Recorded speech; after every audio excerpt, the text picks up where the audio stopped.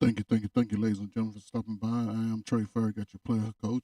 Want to give a salute to all my veterans and all my military around the world, protecting your families.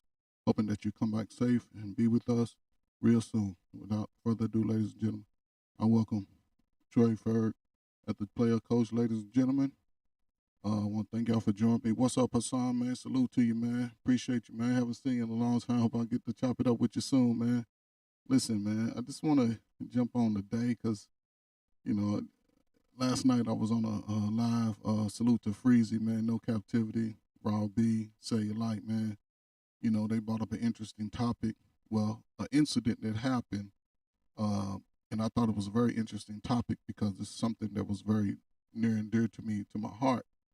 I retired working in the field of social services and education. So the incident that happened this past week, it sort of hit me hard once I learned about it.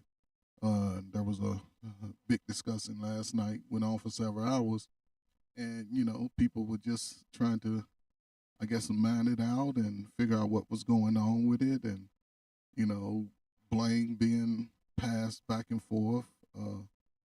And so, me, someone who's worked in the field, who's been up close and personal to individuals who may have been affected by incidents like this. And I'm going to get into it, but it's just trying to leave a little mystery about it. But yeah, so when you work with people that have experienced those type of traumas and life experiences, it's really heartbreaking. It's just unfortunate that those things happen. However, you know, this is life. Those things do happen, and it affects the kids the most. And anything that affects children uh, in a positive or negative way, it really tugs at my heart in a sense. I used to walk into homes and see children who may have been, abused, whether it was by a family member, and based off studies and information we used to receive, a lot of those things happen within the homes of family members or close friends of family members, whether it could be boyfriend, girlfriend, longtime family friends. And it's just unfortunate because the children, they're innocent in all of this. But, like said last night, we just have some people who are shitty people who really don't give a damn about anything or anyone but themselves. But when you bring children into it, I think it's something that's really really bad, and the outcome is 9 times out of 10 is not gonna be good. So it's just unfortunate, and I just, after the discussion, it was just pulling on me all day, So I did a little bit more research and just try to find out a little bit more details of it.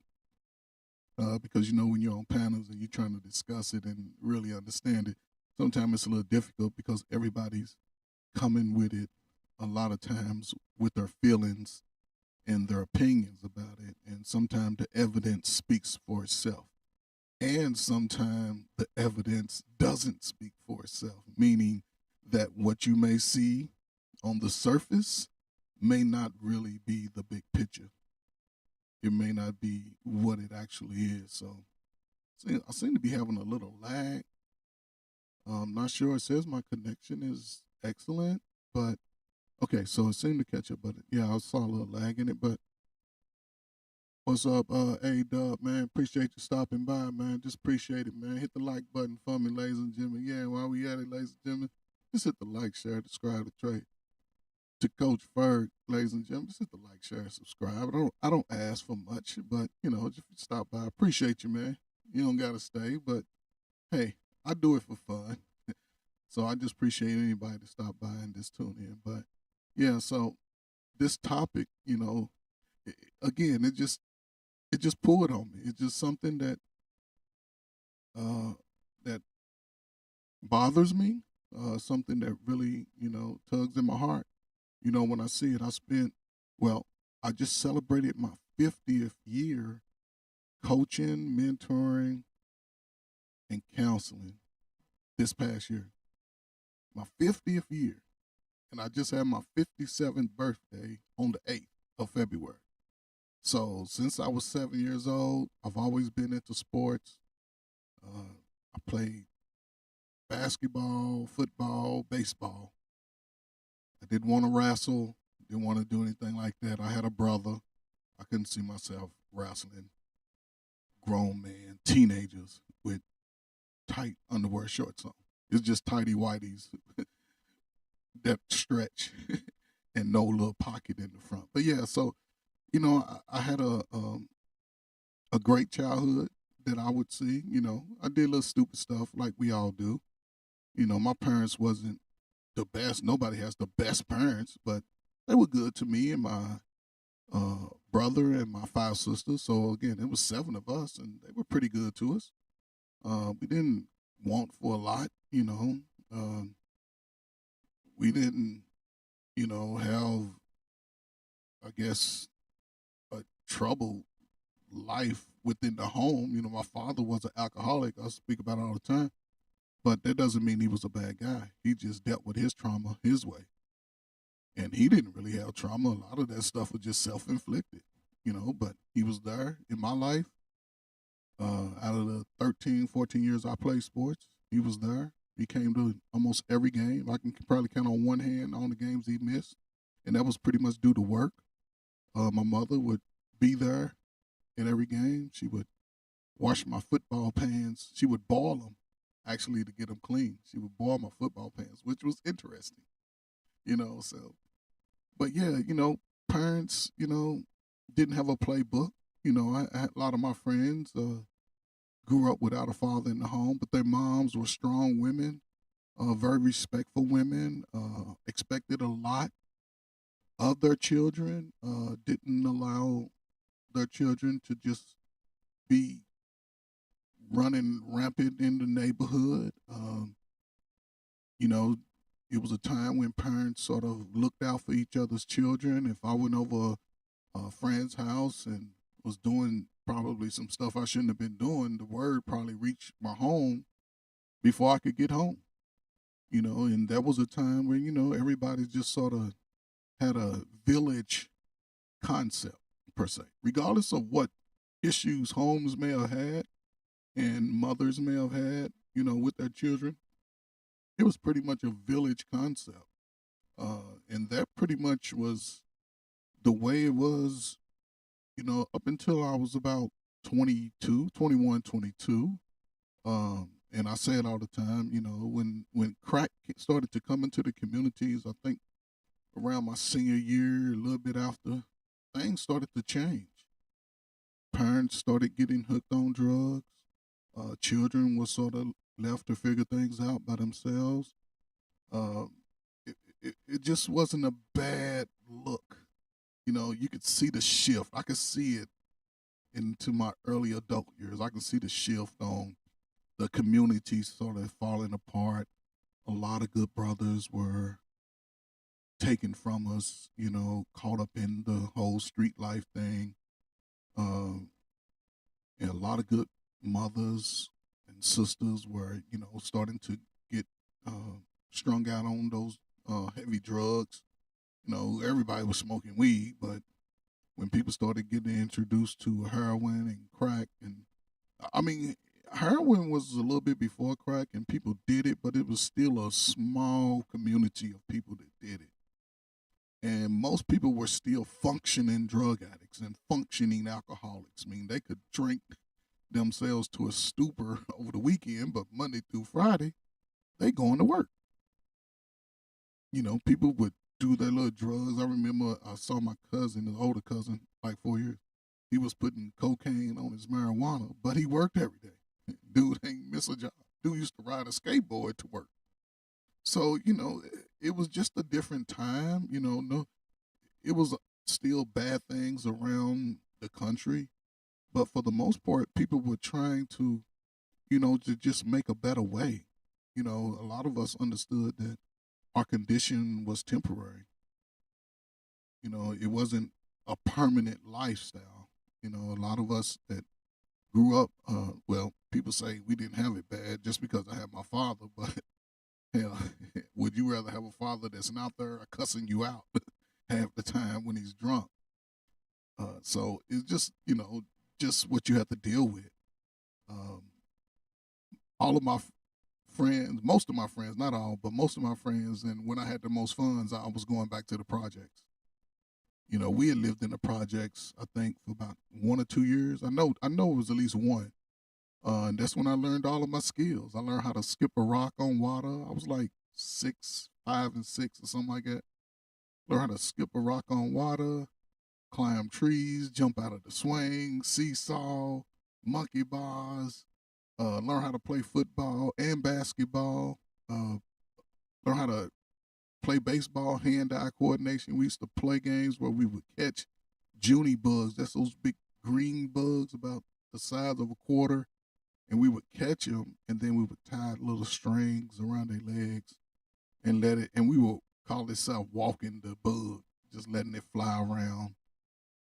And, we'll put it in a jar and feed it some lettuce or whatever. But, this little kid stuff. But, it was just part of growing up at that time. We used to race a lot, hide and go seek, hide and go get it, uh, red light, green light, mother may I.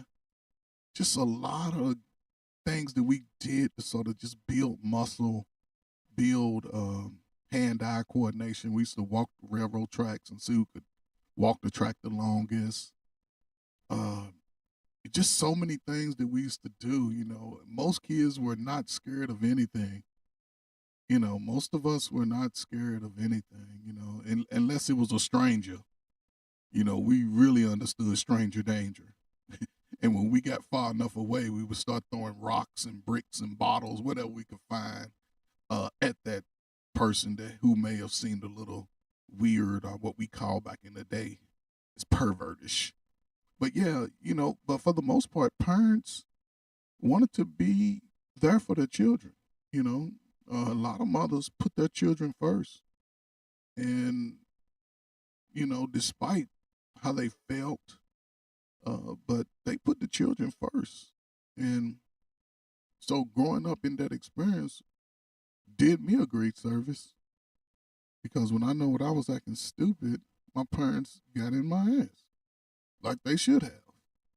And they didn't do a whole lot of explanation after the fact. You knew the expectation before you did it. Now, if you chose to do it, then hey, you get what you get. I remember 7th grade, and I was acting stupid. And that was the only time my father ever whooped me, 7th grade. You know, and that was the only time. And I deserved it. But the crazy part about it, nobody has ever talked about it. I knew what I did. He knew what I did, but nobody ever talked about it since. Friends were looking at me getting a whooping. For some reason, they were standing in the door with their heads stacked up on each other. But nobody has ever talked about that. And I appreciate just the fact that I got disciplined at that time, because from 7th grade on, I didn't have problems, with behavior in school, and, wanting to be smart amongst my peers and stuff like that. I wanted to be smart, even though I may not have been the smartest, but I wasn't going to be the dumbest in the group. I was going to be somewhere in the middle or close to the top. And I've always approached life like that. I know everything is not going to be perfect. I know I wasn't going to win every race, but I wasn't going to lose every race either. And I think a lot of that was attributed to how my parents and parents around me approached being parents. It was just one of those things. And I grew up, in Louisville, Kentucky, where it was a slave state. But most of us still did what we had to do. There was no oppression forced upon myself and my siblings growing up. We could go anywhere in the city. I went to a high school. It was about 60% white. All of the black kids. It was 2 sets of projects that went to the high school that I went to. It was about, I would say, about 50 of us that didn't live in the projects. We lived in homes and things like that. But for the most part, it was project children and rich white kids. And we got along great. The one white kids used to have parties during school, and we would be over somebody's house, hanging out, drinking, and they always had the best weed and smoking during third and fourth period on a Friday during the football season. Oh yeah, party over here, such and such, and that's where we would be. Wasn't nobody fighting or none of that crazy stuff. Everybody got along, and we all respected each other for that. You know, I've never had a problem with people calling me a ninja or just being disrespectful. I did have one incident when I was like 12, but I hit them two dudes in the mouth, and that was it. But yeah, I never had that problem. So it was just a different time, and I appreciate people who understood the mission. My mother had six sisters, and everybody was married, and everybody had children. We used to be at the picnics on the 4th of July and Labor Day was our two big, well, it was Memorial Day, 4th of July, and Labor Day was when our family got together. And we would go to the park, and sometimes it'd be 80 to 100 of us just hanging out, picnicking. Me and my family, a lot of us played sports.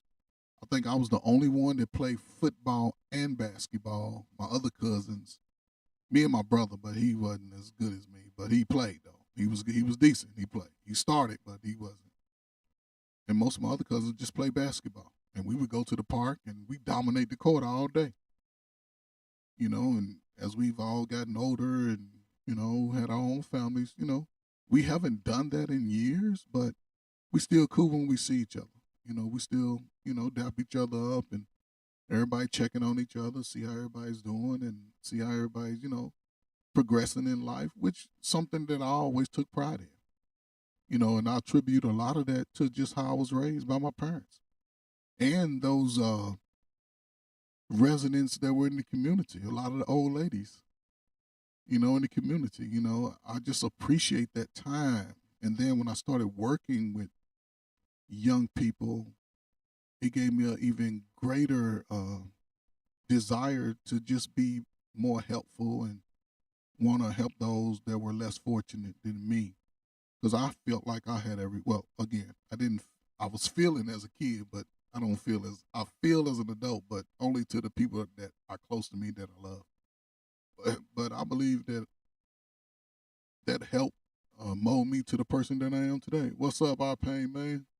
Just hanging out, man. Doing live. I got this great show coming up about, well, I ain't gonna call it great, but it's something that touched my heart, man, about some kids in Detroit, man. So salute you just stopping by, man. Just hit the like button for me, ladies and gentlemen. Just hit the like, share, subscribe button for me, ladies and gentlemen. I appreciate you, man.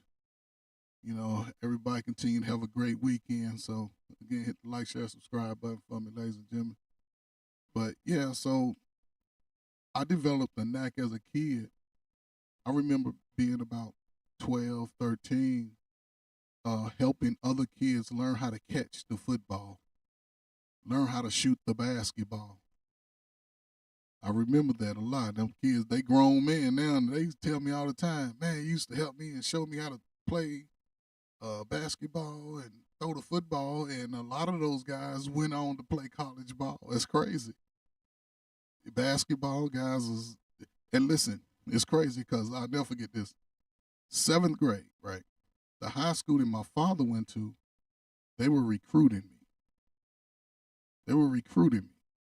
So they gave me a Letterman's jacket. I'm in the 7th grade. I got a 3/4 inch Letterman's jacket. And the school that my father went to, he went to that school in the 60s, like late 50s, because he was born in 43, so 60 something, late 50s, 60. He was playing football. So he won state championships. He did all this great stuff. And when I was in the 7th grade, I was playing, from 6th grade, well, 7, 8, 7 through I went to high school, I was playing Pop Warner. And I was winning championships in Pop Warner. I played quarterback, running back. I could kick. I played linebacker. I kicked the ball out of a stadium one time at 12 years old. It was crazy. And the stadium was where my father went to school because we could walk to it. It was probably about 5 or 6 blocks. So our little league team used to play games there, and I'll never forget we had scored a touchdown, and we kicked the extra point because back then, the coaches taught us how to play football. It wasn't this running the ball in every time. We was kicking field goals. So I never forget. I kicked the field goal over so I would say between the goalpost and the wall of the stadium was probably about 15 yards, maybe 20 yards. And then it was a wall about 12 feet high. And then on top of that, they had a fence about 8 feet high, 8 feet high. So I'd never forget. We lined up for the field goal. I kicked the field goal. The field goal went over the fence out into the street. Everybody in the stadium went crazy. I'm like, what just happened? Everybody in the stadium went crazy. And I was 12 years old. And that was something that I always felt proud of. Like, man, I'm 12 years old kicking the ball out of the stadium. But, my father, again, he had went to the high school. They was recruiting me in the 7th grade. They gave me a Letterman's jacket, blah, blah, blah. I remember going into that locker room. It was the only time I got to play against his school in basketball. I never got to play against his former high school in football. But in basketball, we played them in the district game. And before the game, I'm in the locker room looking around. You're in the locker room of a visiting team. You looking around. I'm putting on my shoes. I happen to just turn my head, and I see my last name. I'm like, what the hell is that? And it never clicked. Like, your daddy were here, dummy. So I look at there's a mural on the wall, I'm telling you. And then them old high school, well, I don't know what they may say, but high school, the ceilings in high schools are tall. So I look and see the mural, it's my father. They have a life-size mural so tall that it goes over into the ceiling. I was just starstruck at that time. Like, this dude has been in my life all my life, but he never said nothing about it. When I was picking a high school, this fool never said, hey, go to my school. And when we talk about it some years later, he said, I did tell you, they gave you a jacket, didn't they? I'm like, but you didn't sit me down and say, boy, your ass is going here. I wanted to go with my friends, whole different football career. We won 8 games out of 4 years.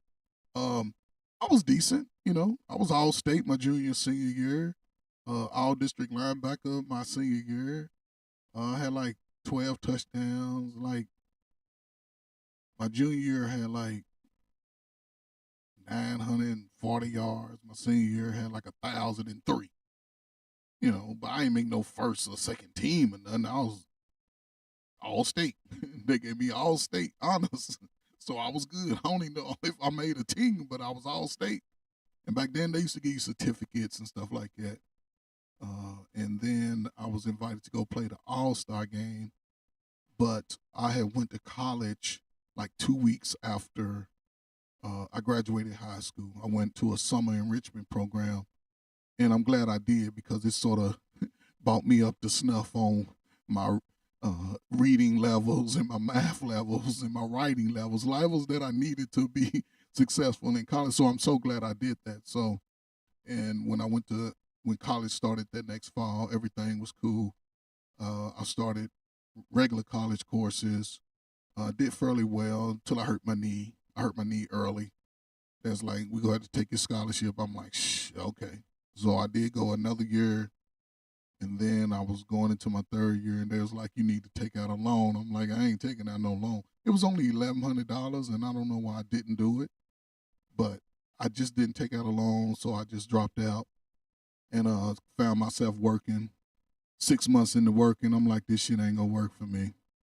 I found myself just I was working at Target overnight, still in bikini underwear. I thought I was sexy back then, And that was a big thing, wearing bikini underwear, with the little strap, the man underwear, not the women kind. But it looks like women, but it was man underwear.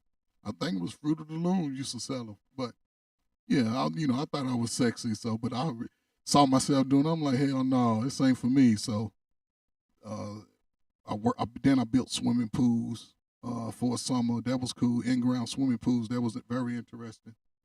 and I appreciated that. But yeah, so I just didn't have nothing to complain about. Growing up, I had all opportunities that were afforded to me at the time.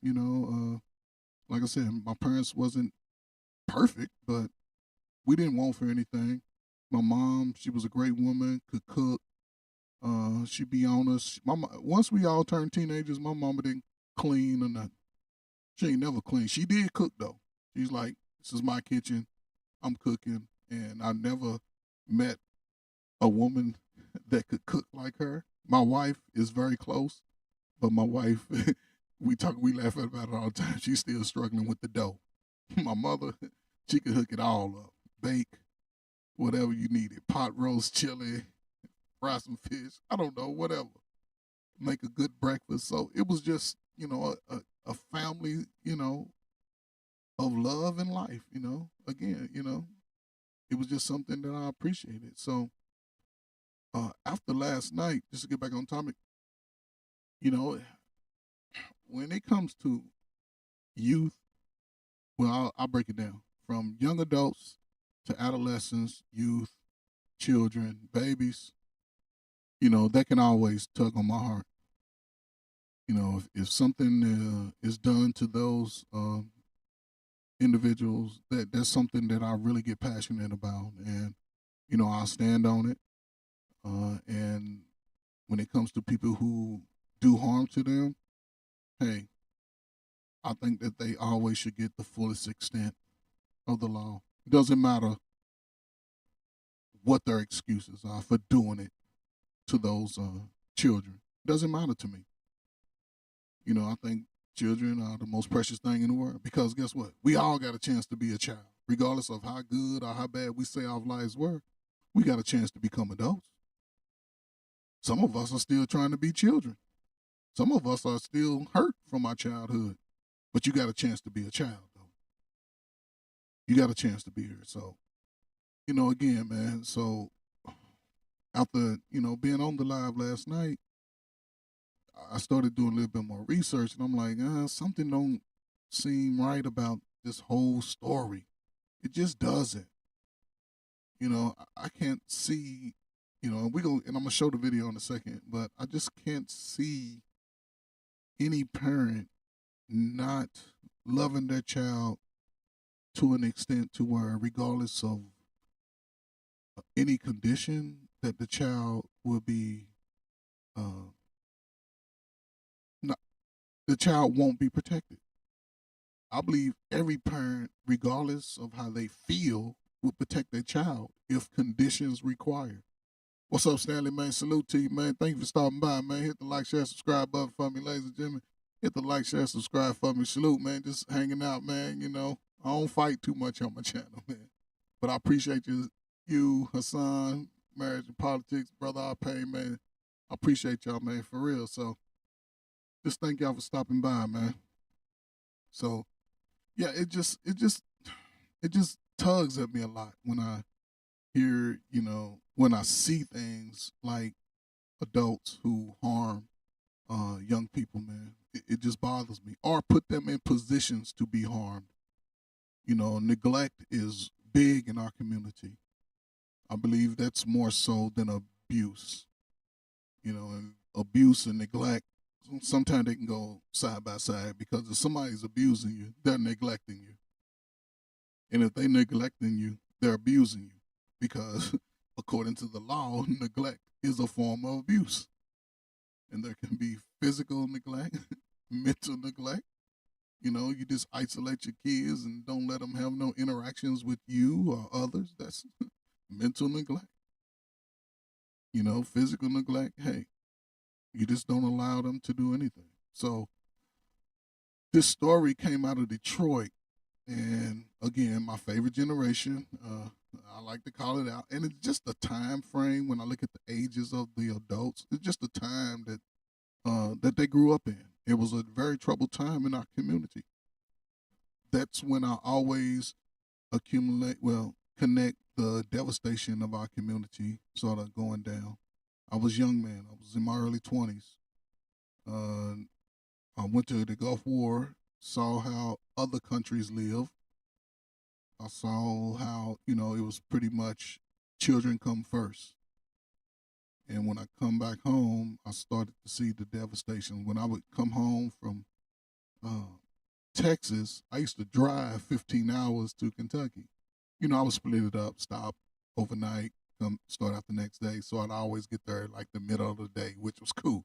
Gave me time to get in, check in at the crib, take my bags to my mama's house, take me a little shower, shave up, and hit the streets. That's how I used to do it every time. I did it twice a year, 4th of July and Christmas time. But so when I got this, when I saw this, it just reminded me of what we're up against today. How we are fighting over stuff that really it only takes conversations for both sides to listen, both sides to be willing to work together. And to me, that causes a lot of rift and a lot of reason why nobody outside of us is willing to listen to us. Because we believe that if we're not the one giving the message, then it ain't useful to me. But I always look at it like a lot of people didn't get their message from the right people in their family. Because me trying to give a lot of people a message, they don't know me. They don't trust me. They may be in their feelings about the subject. And somebody in their feelings about a subject, you can forget it, especially adults. They're not going to listen to anything. And that's where it don't hurt the people who's giving the message. It hurts the person who's not willing to open their mind and listen. That's where the issues come in. So, again, I'm just going to get into it, man.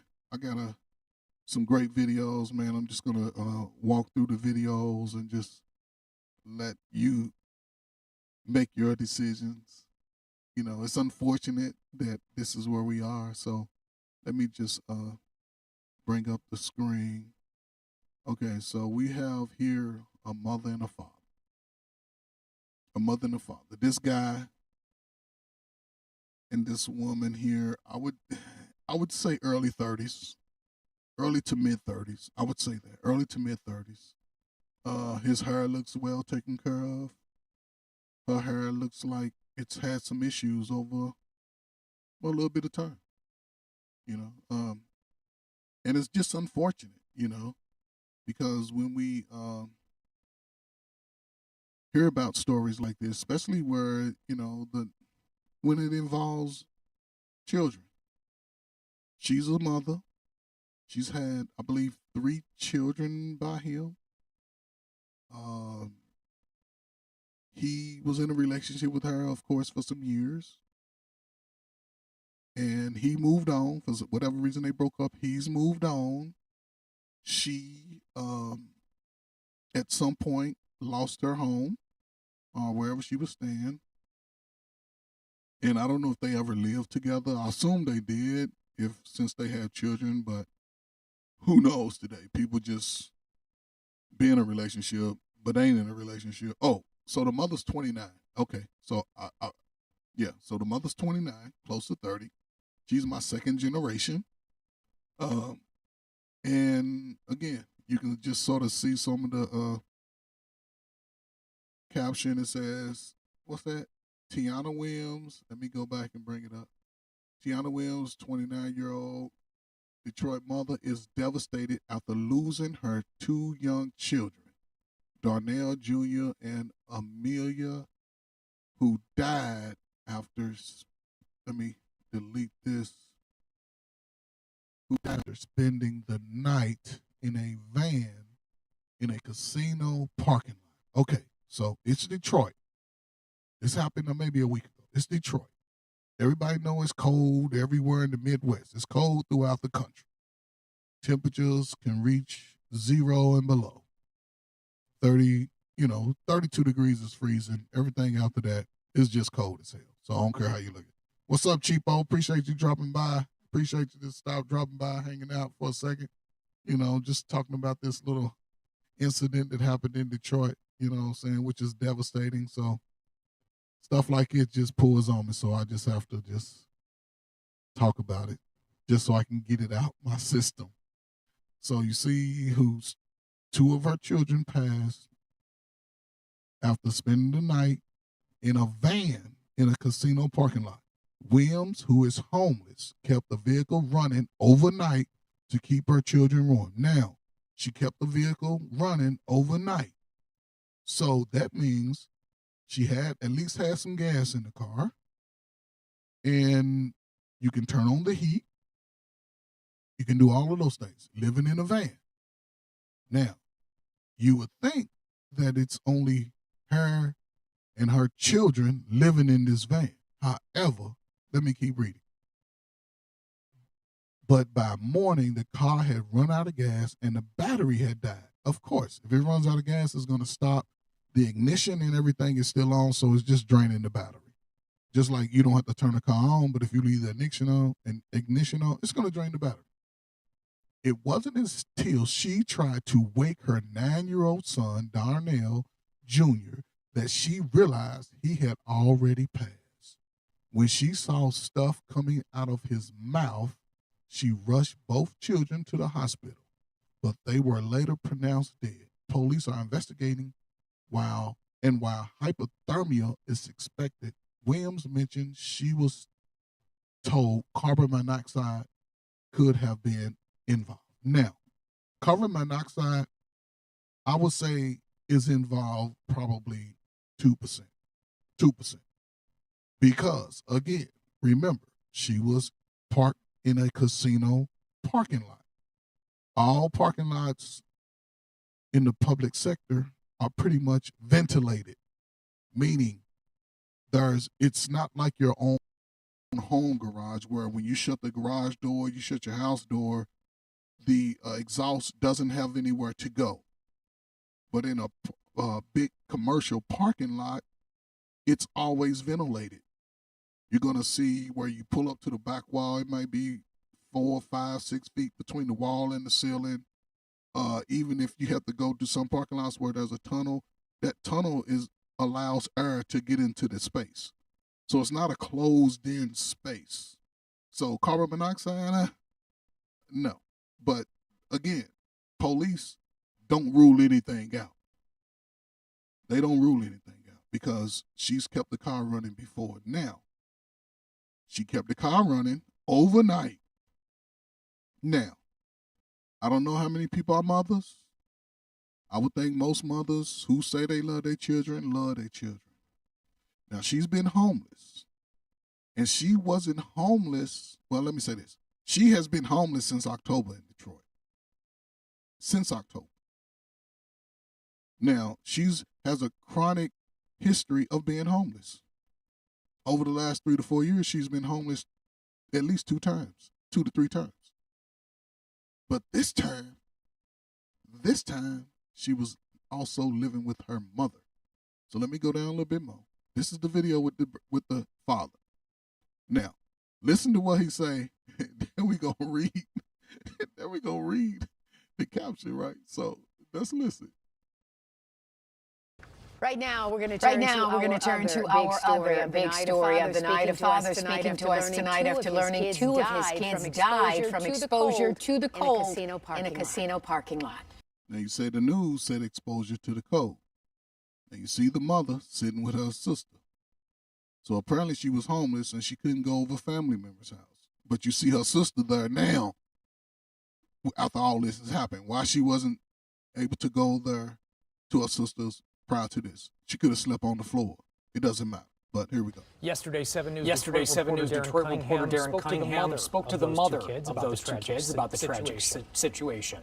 Yesterday, I wanted to wake them up from school. My son wasn't moving. And I kept saying, Eddie, please, get up, please. So, she's in a car, a van, and the news is not given the full context of it. She's in a van. This is who all's in the van. Allegedly. Her mom, 3 children of hers, and 2 teenage children. It didn't say the age, but I'll just say 13 and over, are all in this van. This woman has a chronic history of being homeless. Now, can't nobody tell me that ninjas living in their car ain't got blankets galore in their car. Can't nobody tell me. Can't nobody tell me that they don't have blankets, coats. You in Detroit. Your ass been having a coat since you were born. So can't nobody tell me that this could happen with the right resources available. And she's going to say a lot about what she tried to do. I'm just breaking it down because we're going to see her, the father, and the city. So as I walk through it, you'll see. But a lot of this to me doesn't make sense. But here we go. Well, tonight Darren is getting the father's side of this story, hearing about the moment he learned two of his children had passed away. Okay, now this is the father, right? I can say now he ain't shit. He ain't shit. His hair look good, though. He ain't shit. Because his story is going to be conflicting like a mom. But you got to listen, though. Because it seems like he said something, and I could be wrong, but it seems like he said something, but then sometimes we just don't know how to articulate what we're trying to say. But listen. Darnell Curry Sr. wiped away tears while talking with me about his children, Darnell Jr. and Amelia, and the distressing phone call he says he took from their mother, Tatiana Williams, on Monday.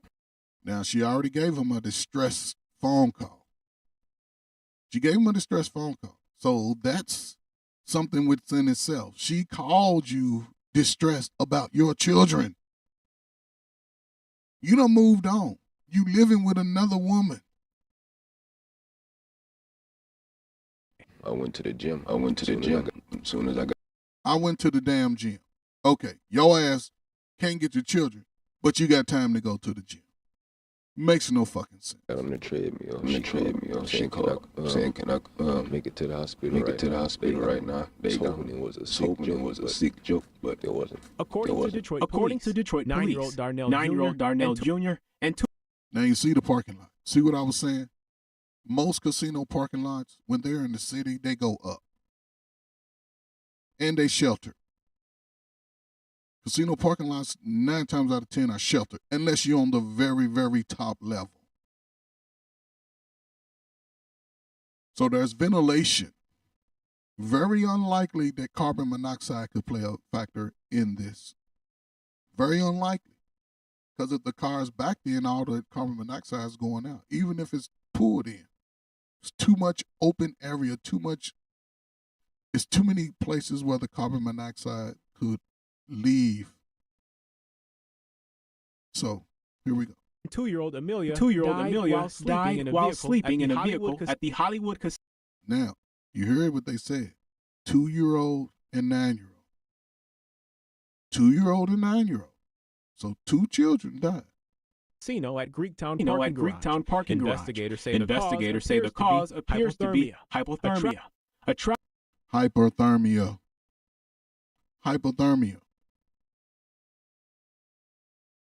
If you don't know what that means, you just basically froze to death. But again, you living in your vehicle. Where are the blankets? You left your car running. As a mother, okay. So if I'm supposed to be in a car with my children, right? And I could be wrong, but I said this last night. And I brought this question to my wife. I said, if we somewhere cold and stranded and it's just us, what are we going to do? She immediately said what I knew what she was going to say. Well, first of all, we're going to be close together. Me, you, and the dogs and the cat, all of us going to be snugged up together to generate heat for each other with our body heat. That's what people do when they stranded in the damn Himalayan mountains. You bundle together. But apparently, nobody bundled together. But I'm in the car with my children, my 2-year-old daughter, son, whatever. But I ain't bundled up to them. You get over, you sleep over in a cold-ass van. The car was running, but apparently the car stopped. But as a parent, am I sleeping so heavy that I can't wake up and check on everybody? When I wake up and realize, oh, damn, it's cold in here. Let me see what happened. Oh, the car done stopped. We taking our ass in this casino. We gonna sit in this damn hallway. Ma'am, man, listen, I'm homeless. Well, man, we got a daycare man take me to it. But I'm not getting ready let me just play the video before I get into it. Tragedy stemming from homelessness. I tried. I asked for help. I asked everybody. People out of state. I tried to keep hotels. I tried to pay people to stay there. It wasn't working for me. I tried. I asked people for help. Okay, apparently you ain't asked the right person because your sister's sitting right there next to you. She wasn't trying to help you. I'm sure y'all get food stamps and Link and all that, whatever y'all get. Link and food stamps are the same. SNAP, Link, food stamps, it's all the same. So why she couldn't be there for you when you needed it the most? Even if she wouldn't let you stay, why the kids can't stay? And look at the father. I was at the treadmill. Nigga, what are you talking about? She reached out to you to get your kids months before, in October. But you so wrapped up in a woman? Come on, man. Shit makes no sense. That you can't get your children knowing that she's having issues and she has a chronic history of being homeless? Come on, man. What the hell are we doing out here? Niggas out here making excuses for shit. And you right, I parents say it all the time. Ninjas need to stop making excuses. Cheapo, you hear an echo? I don't hear an echo. I don't know what's going on. Anybody else hear an echo? Please let me know. In the meantime, ladies and gentlemen, hit the like, share, subscribe to Coach Ferg. Hit the like, share, subscribe button. Please just let me know if you hear echo, because I can't hear it. Appreciate y'all. She reached out to people. Baby, I'm going to show another. It's crazy. So she said she called the father. The father even said she called. But he's so caught up in what he doing that he ain't got time to go check on his kids. Now, we're going to read the script because the script makes everything gets worse and worse. So we're going to finish listening to her. People just didn't like too many kids at their house. I spoke with the children's mother Tuesday. People didn't like too many kids at their house. That's dumb ninja shit right there. Too many kids at the house. What bridges have you burned where it won't nobody let your kids come? But again, where's the daddy? Because she called this dude. Tuesday evening. She told me she's been living in her vehicle for 3 months. 3 months. Anything above Indianapolis in October, it start getting cool. And it get cool at night. Maybe down to 40, 35. December, January, what we talking about? Freezing weather. Freezing weather. You ain't got no blankets? What are we talking about? A 2-year-old. 2-year-old should be wrapped up head to toe. He can't even see out the blanket. Go to sleep. And he gonna be right up under my bosom. Hell, if I can put him in my pants, he gonna be inside my damn pants. There's no way. But again, I could be wrong. Or maybe I'm just in my feelings about it, but there's no way. Along with her 4 kids, her mother. Hold up. What happened? Okay, let me find out what happened. Okay, so we're going to go back. So along with her 4 kids and her mother. So this is all the people in this car now. Right now, we're going to turn to our other big... Let me go speed up. I got a little lag. Hold on. Be patient with me. Get up, please. Well, tonight Darren is getting the father's side of this story, hearing about the moment he learned 2 of his children had passed away. Darnell Curry Sr. wiped away tears while talking with me about his children, Darnell Jr. and Amelia, and the distressing phone call he says he took from their mother, Tatiana Williams, on Monday. I went to the gym. As soon as I got on the treadmill, she called saying, can I make it to the hospital right now. They got him. Was hoping it was a sick joke, but it wasn't. According to Detroit police, 9-year-old Darnell Jr. and 2-year-old Amelia died while sleeping in a vehicle at the Hollywood Casino at Greektown parking garage. Investigators say the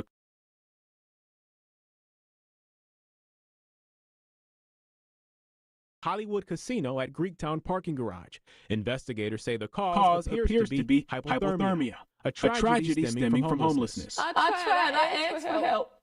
I asked everybody who was late. But I tried. I tried to keep hotels. I tried to pay people to stay there. It wasn't working for me. You know, people just didn't like too many kids at their house. I spoke with the children's mother Tuesday evening. She told me she's been living in her vehicle for 3 months, along with her 4 kids, her mother, and 2 teenage siblings. She says she reached out to Curry, who's the father of 3 of her children. I asked him, I said, "Get your kids from me. I need help. You know I'm homeless. I done kept a room this long. I couldn't keep it no more." They were homeless. Had Tatiana ever reached out asking to... No, she did not. All she said was, "Can I get him? Can I get him? Just to get him? Can I get him? Because y'all homeless." There's 2 different things. Now you hear the excuse he come up with.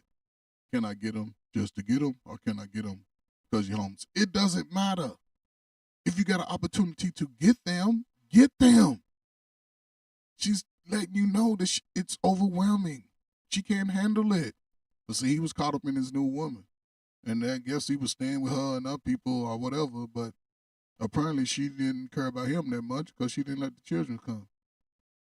And he wasn't caring about the children that much because he didn't even take an action to get his children out of the damn cold weather. His ass got on a hoodie, a jacket, and a coat. So it's just all bad. She said she had been homeless for 3 months. I saw about 3 months, but she ain't never said nothing. Okay, so he says she didn't never say nothing to him. She didn't say nothing to him, right? But I guarantee he knew she was living from pillar to post, hotel, moving around. Or she may not have said anything. She could have been caught up in her pride like a lot of people are. They refuse to say that they can't do it or they can't handle it. A lot of people will refuse to say that, knowing that they need the help. So. Nothing. So all them other side stories, she can cut all that. No, she did not. Curry, who lives in Novi, says Williams never... Now, Novi in Detroit is like on the, I would say the west side of the city. So she lives in the city. He lives maybe 15, 20 minutes west of where she's at. That's it. I looked it up last night. Novi is just on the outskirts. So she's in the city. He's just maybe the suburbs, as you would call it. But it may not be the suburbs, but compared to the distance, like 15, 20 minutes away. You can take one highway, get straight downtown. Specified why she wanted to drop their kids off to him. She just asked, can I get them for a couple of days? But I told her I'm working and all that. I'm out here. We're not close to each other. So. But that no. You working, brother? Yeah, I get it. You working. But they in school while you at work. I'm sure they got after-school programs because most big cities like that have an after-school program where they can stay till 6 o'clock. But the mother, you heard in a bit, she also said that they was good. They didn't want for nothing. They was going to school every day. Remember, she was waking them up to go to school. Okay. So she may not have said anything to that extent. However, if she called you and say, come and get the kids, you go get your children. And you can work out all that other stuff later. Because this transcript says a lot, too. We're going to go over that. I couldn't. But she knows all my family is right around the corner from her. Did she reach out to any of your family? No, she did not. And she knows she could have. His family lives around the corner. She knows she could have reached out to them, but she reached out to you. Why does she need to reach out to your family who may not even like the kids? You can't say that. You had an opportunity as a father to get your children. out of the danger. But you were so caught up in your life. Makes no sense. Like we always used to do. He says the last time he helped his children. Look at that. Look at that little boy. Come on, man. Look at that handsome little fella right there with that good ass hair. Look at that little handsome little fella. Look at him. He's no longer here because of two selfish ass adults. And Nidus, you were right. Some people are just fucked up, which makes no sense. You have an opportunity to get your children, fellas. Go get them with the quickness. You can work it all out after the fact. There's no woman that comes before your children. Ladies, there's no man that comes before your children. Go get them. Put them under your wing. Put them under your care. This makes no sense. These two lives are gone because of two selfish, what did Nidus say? Ain't shit ninjas. Makes no sense. Was a month or two ago, and that they typically FaceTime. Moments he will miss. They typically FaceTime. Make it make sense. You have a 9-year-old and y'all FaceTiming? One, FaceTime your daddy and tell him come get you. Two, if I'm FaceTiming, I see what's going on. Baby, what's going on? Mama told me come and get you. What's going on? Daddy, we homeless. I know that, baby, but y'all ain't got nowhere to stay? No. Where y'all staying at? In the car? Oh, shit, hold on. Where y'all at? Where y'all at? I'll be right there to get y'all ass. Pack up all your, matter of fact, leave that little shit. I'm gonna come and get you. It makes no sense. You FaceTiming your children, but you won't go get them? And there's a police investigation into this. What is it you would like to see come of this? Obviously, nothing's going to bring back your 9-year-old and your 2-year-old. It doesn't matter to me. Can't get them back. So look at these faces. Look at them. Look at these two beautiful little children. Look at them. Look at those big ass eyes, just looking for life. Come on, man, what are we doing out here? What are we doing? These two innocent, beautiful children are no longer here because we have two selfish, ancient ninjas worrying about what they doing. You talking major city, Detroit, Chicago, I know Indianapolis, hell, Wisconsin, Minnesota, every state where it's cold right now, all of them got warm incentives. All of them. All of them got warm incentives. You can go, find some place to sit and get out of the cold. You can go to the police station. You can go to the fire station. You got children, you do whatever it takes to get them out of the cold. Somebody said last night, hell, you should have sold a little ching-chang to get their ass out of the cold. But no. We hearing about, I left the car running. And when y'all heard the mama, that's when I realized it was something fishy going on. Because ain't no damn way. And the grandmama 49 years old. 49 years old. She's 29, grandma 49. And apparently it happens. There's a lot of ancient ninjas out here crying and shit. Y'all need to wake up. It's whatever. Darren Cunningham, 7 News Detroit. No, you cannot get them back. Our heart aches for this family. I mean, there's so many people reaching out, trying to help. And I would just say, to anybody in our community, if your children are cold and go inside somewhere, beg for help if you can, so nothing like this ever happens again. And as I learned today, there are shelters in those kind of situations, even if it's not ideal. You hear that? There are shelters all throughout the city of Detroit. From everywhere it basically snows, there are shelters, warming centers. So there's no excuse.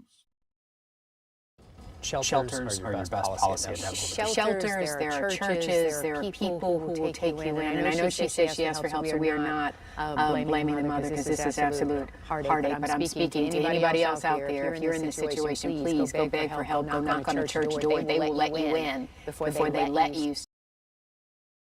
No one is exempt from this situation. The mother ain't ish. The father ain't ish. And the city of Detroit ain't ish. All three can be held accountable. Now, based off what has happened through the city, when I thought about it, I don't think she'll be charged because there's evidence that she's reached out to the city and shelters a few times and they all turned her away. But I believe she waited too late because there's a certain time limit frame as the weather starts to change that you have to secure your spot. I believe she waited too late because there's a lot more people becoming homeless than it was 4 or 5 years ago. There's a lot more people losing their residence since COVID and inflation. So to be in this situation says a lot about her. And for the father to not step up says a lot about him. And from what I've been saying, this is a normal thing. It ain't the majority, but damn it, I would put a number. If it's over 30%, it's too damn much. It's too much. But here we are, two people who are irresponsible, out here fudging, making babies, and have no desire to raise them. No desire. But this is a result. But I'm going to read through a little bit of his transcript. I think it's some of the transcript. So it says, in an emotional interview, the children's father Don shared a heartbreaking moment when he learned of their deaths, right? I went to the gym. Some of the same stuff he repeated. He got on the treadmill. Come on, man. You ain't got enough money to support him, but you can take your ass and get a gym membership? Man, come on, man. What are we talking about? Have been living in okay, so he received, let me see, they gone. Dara said, I was hoping, he thought it was a joke. And then she had been living in a car with her 4 children. She has 4 children, 3 by him, 1 by somebody else. Her mother and 2 teenage siblings. Teenagers today are that fucking slow where they won't be like, it's cold, I'm not staying in this damn car. Come on, y'all. Let's get the hell out of here. Because a teenager, hell, they ain't doing that shit. It's too cold. They'll walk over their friend's house. They're going to go somewhere. But no. The grandmama, the mama, come on, man. Make it make sense. She reached out to the father if he could take for a few days. She just asked for a few days. But was unable to due to the distance. Come on, man. You live on the other side of town. Nigga, I can see if you was living in Chicago. But guess what? He was going back and forth to Chicago doing all that time. He was kicking it. He was traveling to Chicago. Whose car you in? You can't borrow your girl's car. You can't borrow a friend's car. Your family member's car. Come on, man. What are we talking about? Cuz, I'll give you a few dollars, man. Come pick me up so I can go get my babies. Man, what they at? Man, they over by you, but she might not give them to you, but let me come pick me up, man. I'll give you 20. I got a gym membership. I don't need that gym membership. What are we talking about? Last saw his children about a month ago. He just saw them and cherishes the FaceTime. What are we talking about? He just saw them a month ago. He knew their ass was homeless. It's cold as fuck a month ago. Tell me where it ain't cold in Detroit at a month ago. Motherfuckers had snow a month ago. What are we talking about? He just saw them, and they was FaceTiming. Go get your dumb ass kids, boy. Come on, man. What are we talking about? It just doesn't make sense to me. It just doesn't make sense. The investigation, the mayor confirms that William reached out to the city's homeless response team multiple times. She reached out to the teams, the homeless teams, the city. They let her down. They let her down. Now they stand in a shelter.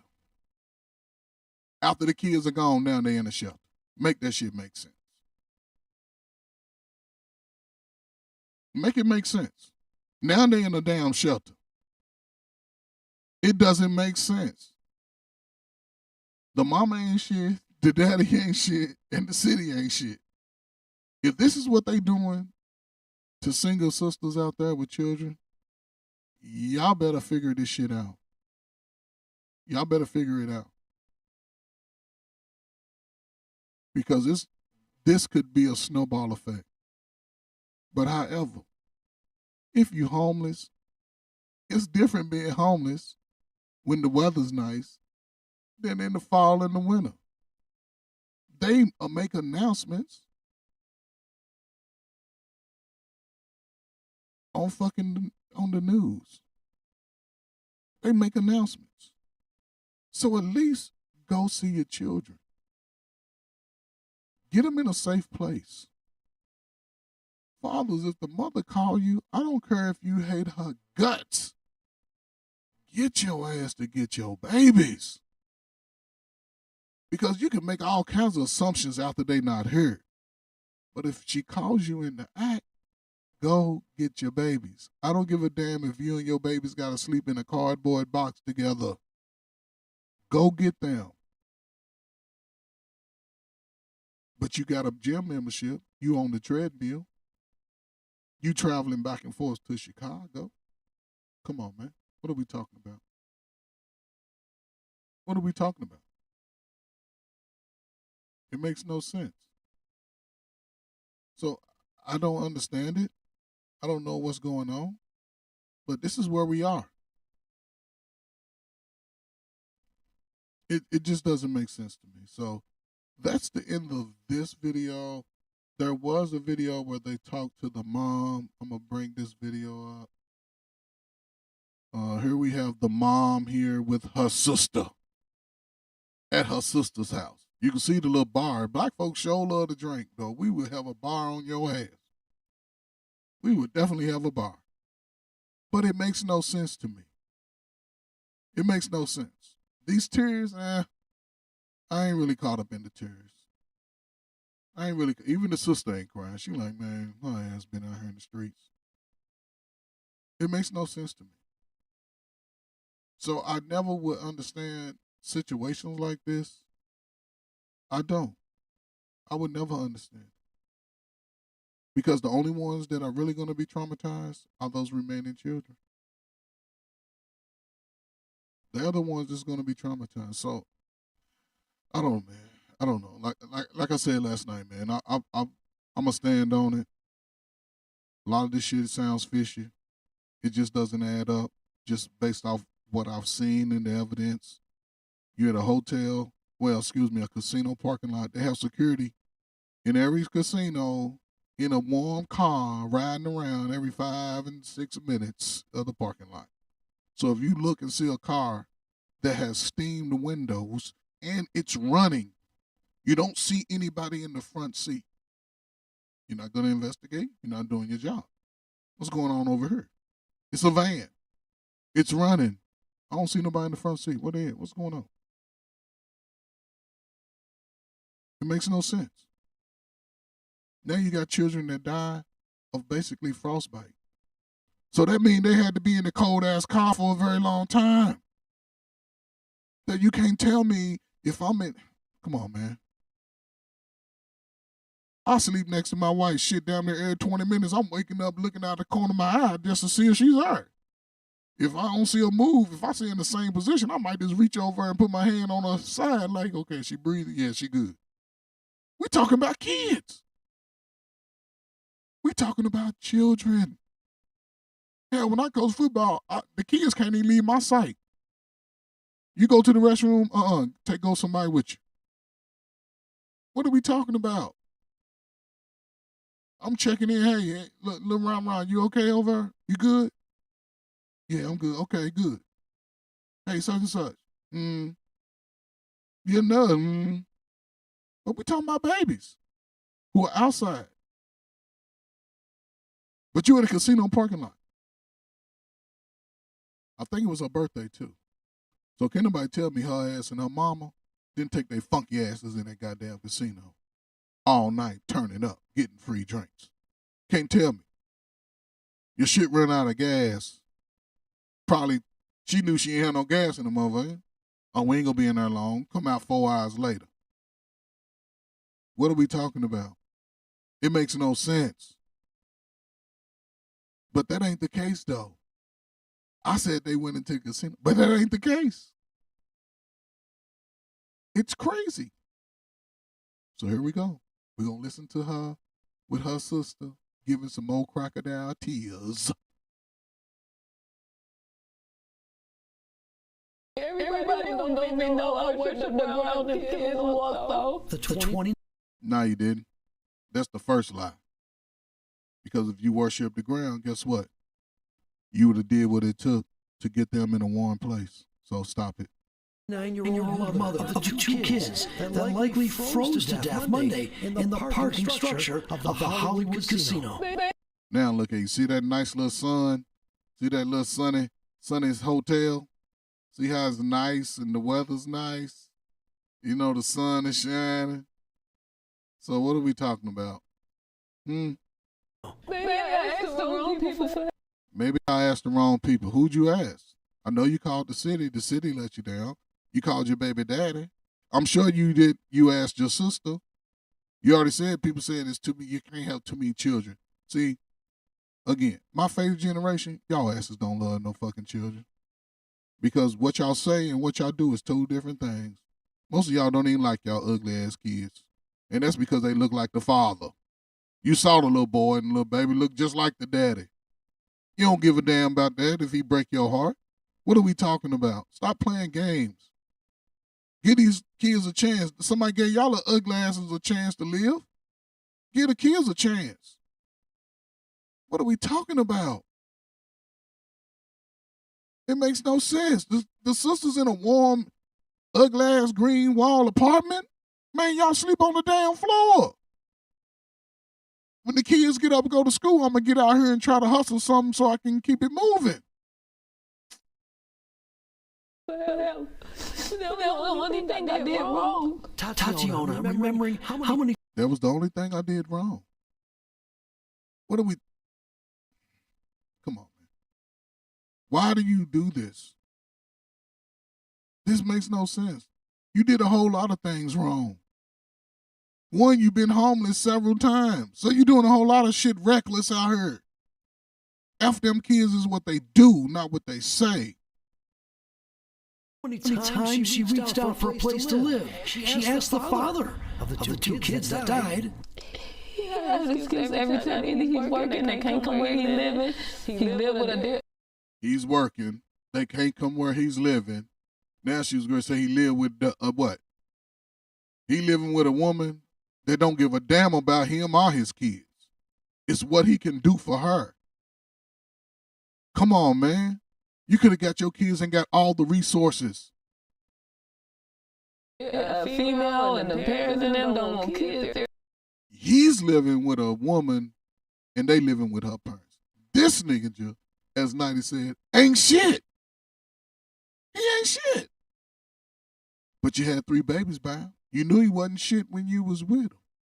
You gave him 3 babies to an extent to where it has stressed you the hell out. And you done had another child. So what are we talking about? Why are we playing these games? Then getting in these spaces, crying and lying on top of lies. What are we talking about? She also asked the city of Detroit for help. I reached out in November. I reached out before that. I've been on the CAM list for a long time. So she's on the list. November. What about September, October, when it's getting cold, when they start making these announcements? Look, the weather's getting ready to change. If you get you a shelter, secure you a spot. What are we talking about? What are we talking about? I'm sure she had, I think she had Section 8. She lost that shit. You ain't, man, listen. And I'm only getting emotional, ladies and gentlemen, just because this shit makes no sense to me. It makes no sense. In the meantime, ladies and gentlemen, hit the like, share, subscribe. Please hit the like, share, subscribe button, ladies and gentlemen, because, listen, I'm trying to cook, but I don't even know if I got enough grease to cook. So hit the like, share, subscribe button, ladies and gentlemen. So play some more video. Every time I call they say they have a bed, they say they don't have family beds. So the 7 of them had been sleeping in. Now you see the parking lot. Outside of cold weather, you ain't getting no other element. You ain't getting no rain, you ain't getting no snow. It's just cold. It's a parking lot. And those type of parking lots, they cold, but they not as cold as, I don't know, just I've been to several casino parking lots, and they don't get as cold because a lot of that, you know, it don't get the high wind in the parking lot. It's just the cold weather. So it may be a few degrees warmer than the outside weather. Maybe 3 or 4 to 5. That's it. But at the same time, you had the car running for hours. The car ran out of gas. Where the hell was y'all at when the car ran out of gas? Ain't no damn way you can tell me ninjas gonna sleep in the cold, because ninjas hate the cold weather. What are we talking about? Black folk hate the damn cold weather. Dudes act like, ooh, it's too cold outside. Ooh, I hate the cold. Soften your ass up. Well, harden your soft ass up. But I know women don't like the cold. Hell, black women ain't never liked the cold. Shit, y'all grandmamas didn't like the cold. That's why they had a big-ass fur coat. They ain't want you to be cold. That's why they bought you that big-ass coat with a hood. But we out here half-dressing our kids. We wonder why their ass is slow as hell. Look how we treat them. Got them living in cars and shit. Because we too fucking prideful to say, hey, I need help. Somebody need to take my damn kids. I'm going to drop their ass off at the police station. At least they would have been warm. I'm going to drop them off at the fire station. Them motherfuckers would have been firemen after this if they should have dropped them off at a fire station. By the time they left her, they'd be like, I'm going to be a fireman. But look at what we got. 2 children, no longer here. Based off 2 selfish ass, no good ass parents. Come on, man. In their 2002 Town and Country van since 2002 Town and Country van. November. But the kids had everything else. They ate every day, all day. They ate every day, all day. How they eating every day, all day, living in a fucking car? Where you keeping all this at? They ain't eating nothing but snacks and some bullshit. Come on, man. What are we talking about? Goodies, food. They didn't want for nothing. Every day they went to school. Every day they went to school. They didn't want for nothing. Look at the sister. She like, the more she hear that shit, it's just making us sadder and sadder the more she hear that shit. That look that she's giving her look like she wanted to slap the shit out of her. Like, you lying like a motherfucker. That's the look that I see. Like, girl, why the fuck you lying? And it's sad because guess what?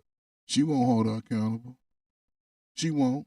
She'll just talk about her after it's all over. They'll get drunk one night and all that shit'll come out. You wasn't shit to your kids, da-da-da-da. That's how it'll play out. So it makes no sense to me. Now you made one mistake. Really? One mistake? And the kid's grandmother, 49-year-old of that good 49-year-old mama. Now listen to what she said. I ain't gonna say shit. Listen to what she say. And you mean tell me 49-year-old women are out here like this today? Y'all better get y'all shit together. Goodman was also in the van that day. Did the van run out of gas? I have no idea what happened. I have no idea. Did you fall asleep? Yes. And then when you woke One night I fell asleep. I usually be woke. And when you woke up, what happened?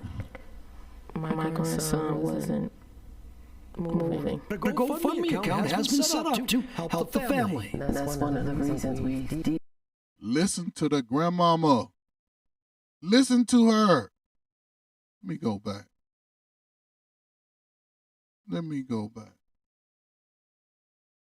Because that shit makes no sense. That makes no sense. Set up to help the family. That's one of the reasons. Hold on, let me go back. I ain't go back far enough. Let me go back.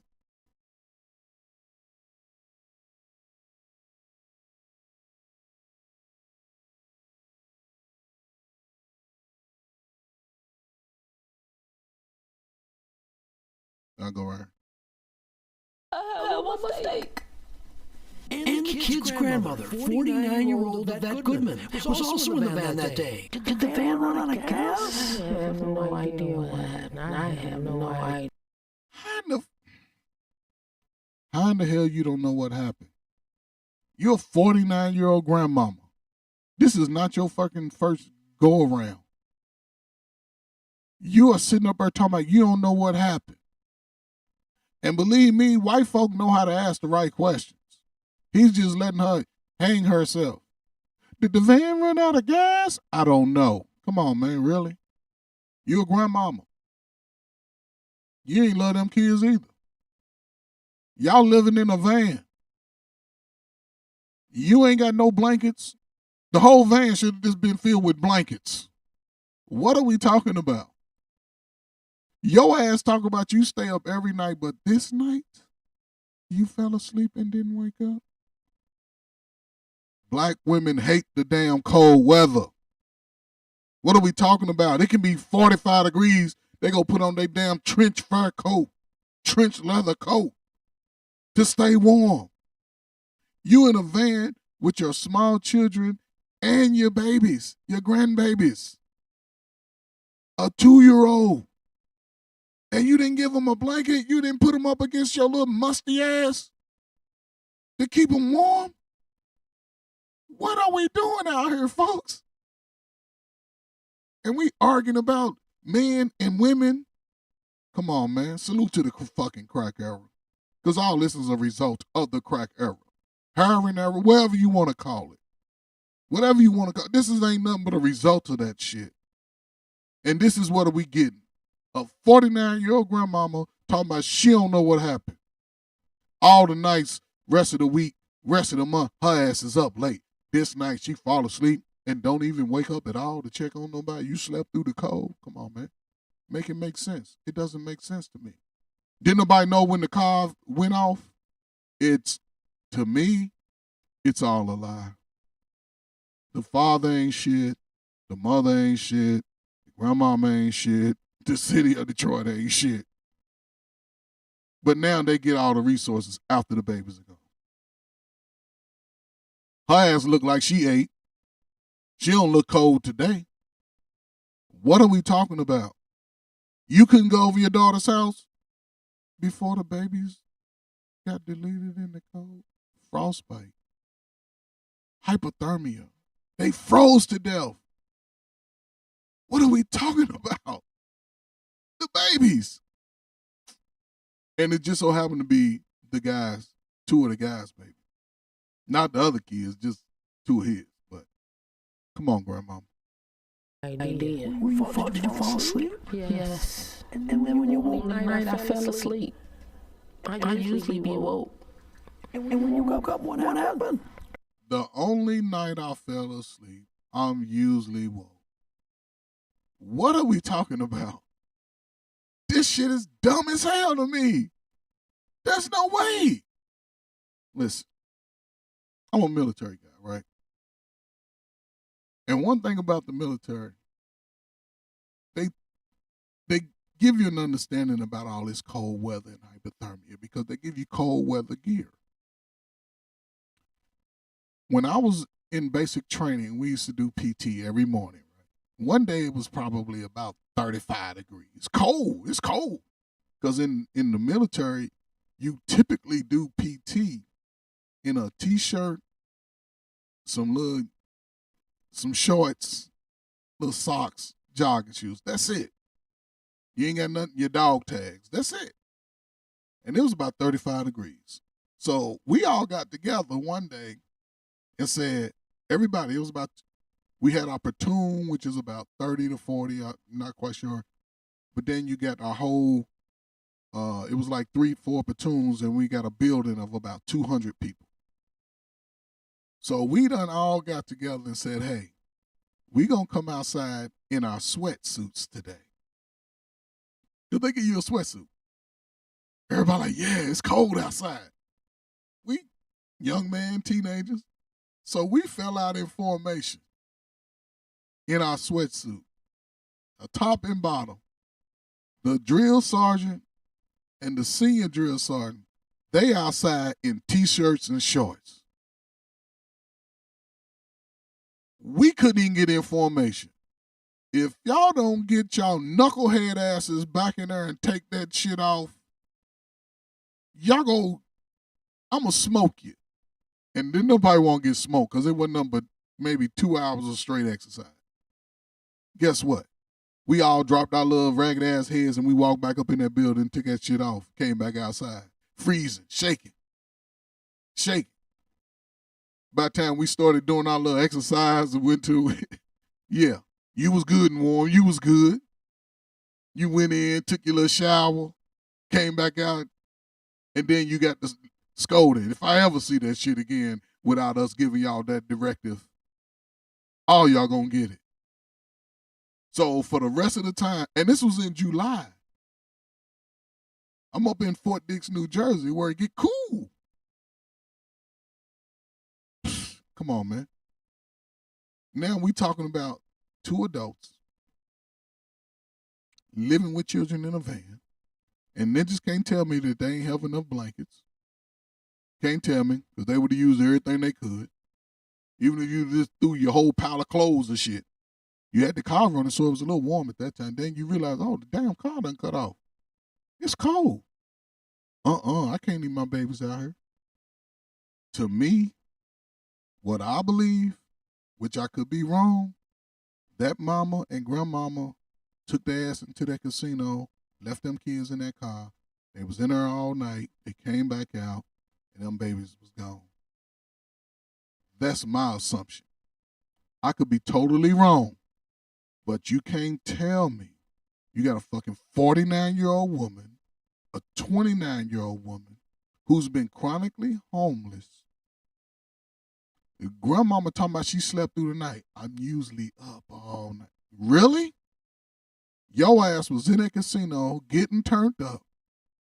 Y'all forgot about them damn kids because y'all might have been in a hotel room trying to get some from a nigga. And look at what we have. Look at what happened. So can nobody tell me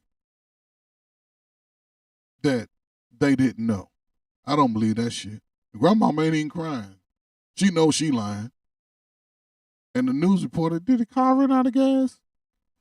I don't know. Come on, man. You know the fucking car ran out of gas. What are we talking about?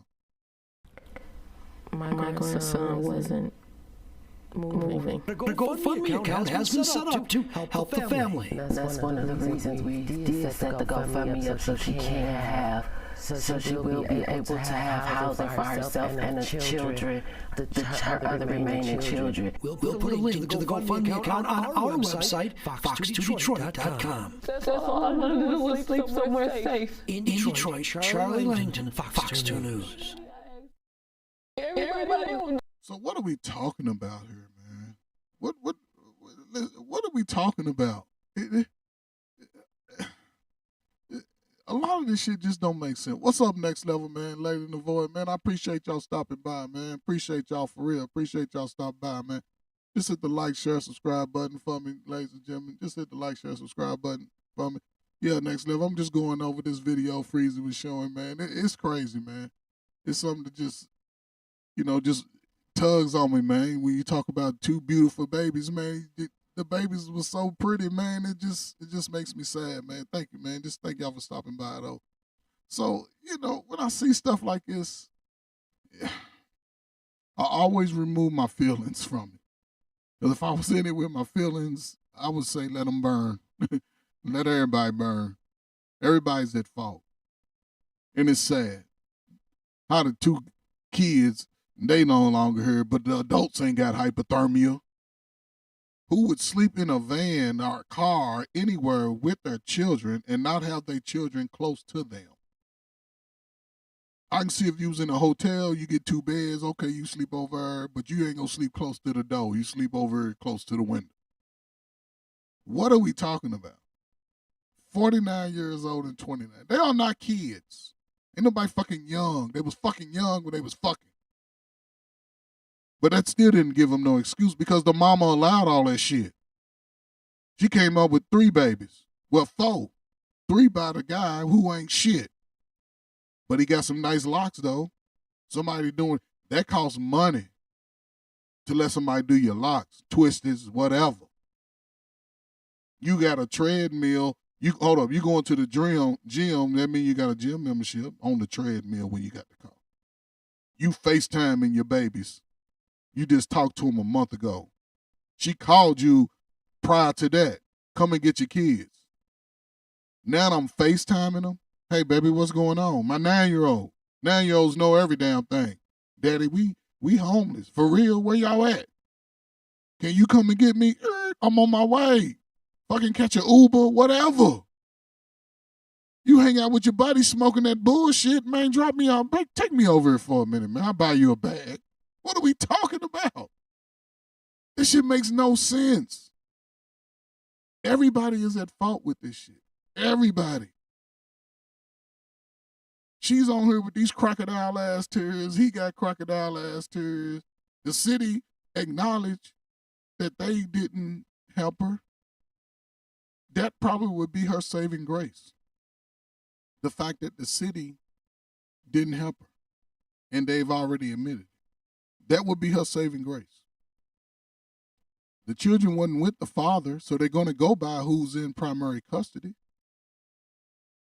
But she made a baby with, 3 babies with him. So who ain't shit? All the adults in this picture ain't shit.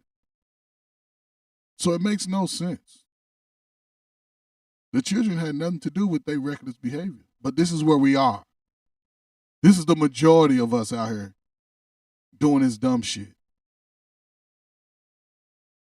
Let me take that back. The ones that have no children, y'all have nothing to do with it. But the ones that do, this is what we get.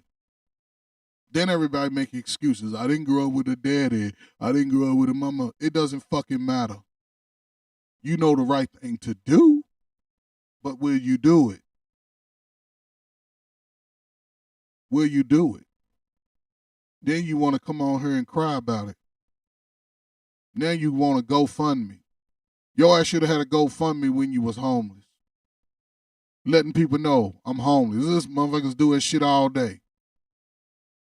Motherfuckers out here GoFundMe begging to go to a concert. What are we talking about? This makes no sense. I don't even understand this at all. Then they gonna lie about it. To me, yeah, they lying. I'll say they lying. I'll say they lying. So it just makes no sense to me. Really, it doesn't. It makes no sense to me. I don't know,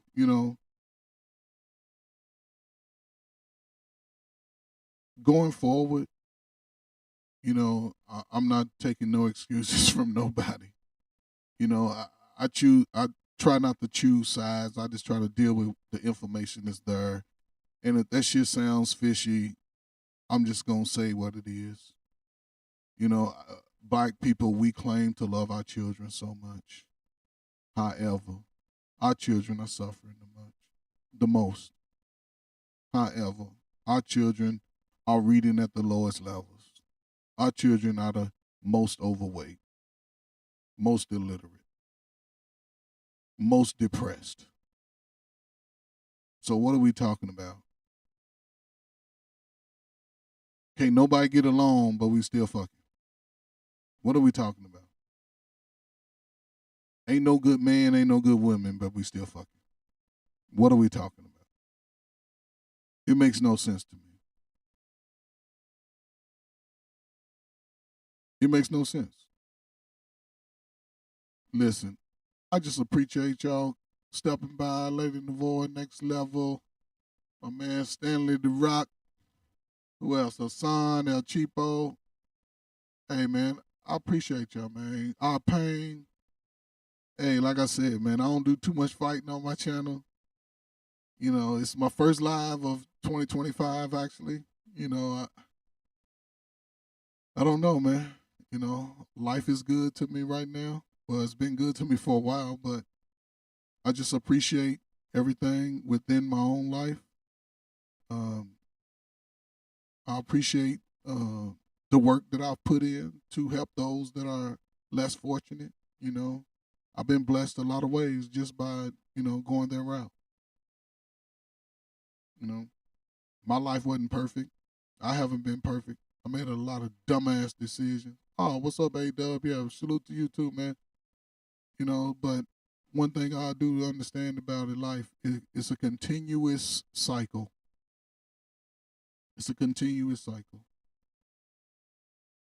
Either you can stand on the hamster wheel or you can forge paths that have never been forged before based off your own life. Stop using other people's opinions about shit to make it a part of your life. Formulate your own opinion. Formulate your own thoughts, your own processes. Don't be afraid to go through trial and error. That's what life is about, especially for a man. You have to be willing to explore sometimes. You have to. You can't go from 21 to 41 talking about what you didn't have because you're supposed to be smarter now. You're supposed to be wiser now. So there's no excuses at this point. Now you just sound like a whole bunch of ninjas making excuses. And the world don't give a damn about that. The world don't give a damn about your feelings. So you either take charge of your life now while you have the strength, or you have the mental capacity to do so, or you continue to stand in that shit. And nobody gives a damn about how you feel. No. Only people should give a damn about how you feel is your mother and father, maybe your woman, your cousins. But nobody else is obligated to give a damn about how you feel. And if you're moving through the world on your feelings, you ain't gonna get far. You ain't gonna get far. This is the greatest time right now for any individual of color to take advantage of life going forward. This is the greatest time. Because we're in a whole new different path with our government. We're in a space in the government we never seen before. You know, a lot of people don't know, hell, we used to be Republicans before we was Democrats. When Democrats gave us welfare and, the PEAL, we've been wilding ever since. We've been having our hand out ever since. But it's a new day. A lot of people are panicking because they know the day of the feminist handouts is over. It's over. You're going to have to carry your weight. You can't go 21 to 41, the strongest time in your life, talking about what you ain't going to do. You ain't got to do it. You ain't got to do it, then already raised the retirement age. Oh, you ain't got to do that shit. Don't do that shit. When you go get your retirement, when you file for your Social Security, they'll be like, man, you get $42.50. That's all you work for. Yeah, you can say it might not be here, but we don't know that. You can't predict the future. But you can see that fucked up past that you had and make a decision off of that of what type of life you want to have going forward. Ladies, y'all the first teacher. Teach the children to be better than you. They see your life is fucked up, or as you claim it, no struggle of, but you only go struggle as an adult. The decisions you make will determine how you live your life. And yes, you could struggle based off some shit you did when you was in your 20s. So I would advise the children to be better. Do things a little different. You know, you can't do it. You can't do what you think you can do or what you feel like you can do. You can't do it. It doesn't work that way. There's a process to life. And you have to be willing to go through the process. Some people want to jump over process, certain steps, and then they stuck at a step for years because they missed the pieces that they needed years ago. So, listen, maybe I'm just getting too old, but I can tell you, life has always been the same. It's just the people in it change. certain things I couldn't do just because I wanted to do or I felt like it. No, I had to go through a process. So I would advise everybody to sort of take advantage of what's going on. Don't panic. It's new. You've been eating garbage all your life. Now somebody coming to you with some steak. You ain't used to it. So be responsible. Make better decisions. Don't be so hard on yourselves when you mess up, but don't make the same mistakes twice. Because if you make it more than twice, it becomes a lifestyle. So be careful of the friends that you keep, the type of spirits that you bring into your life, who you choose to have a child with. Better be careful. I tell my son all the time, have a baby at a wedlock if you want to. Your ass could struggle. Because I will not bail him out. Because that let me know he didn't listen to the teachings. My parents didn't bail me out. I would not bail my own children out. But if he's listening, he would avoid a lot of things and he'll be all right. If he's listening to the messages, he'll be all right. But if he does have a child, it's a totally different time. It's a totally different time than it was 20 years ago. He's getting his CDL. They could take your CDL license, son. So just remember the conversations. You don't want to give someone else the power to prevent you from being great.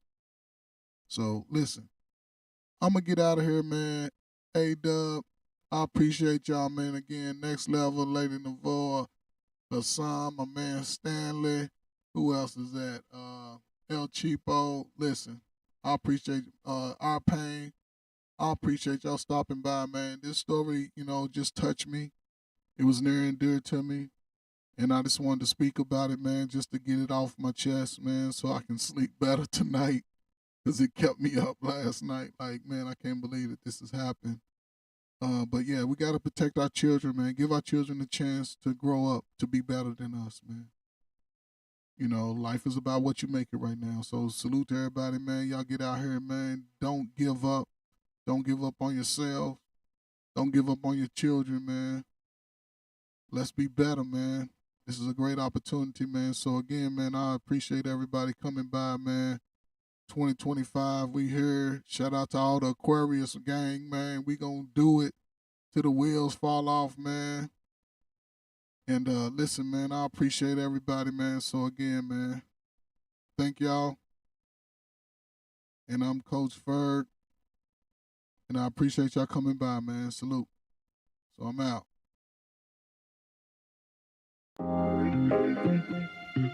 Yeah.